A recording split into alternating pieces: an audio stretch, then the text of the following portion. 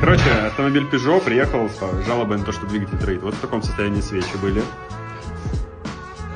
Ну, как бы закиданные. Померили компрессию. Вроде бы есть. Компрессия не вроде бы, а 14. А, 14, да, компрессия? Дальше проверили форсунки топливные, там все нормально. Сняли клапанную крышку. И вот что мы увидели интересное. Гидрокомпенсаторы просто лежат. Где второй? Вот они.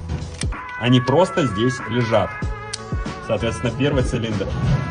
Загнула клапан. Peugeot. Качество.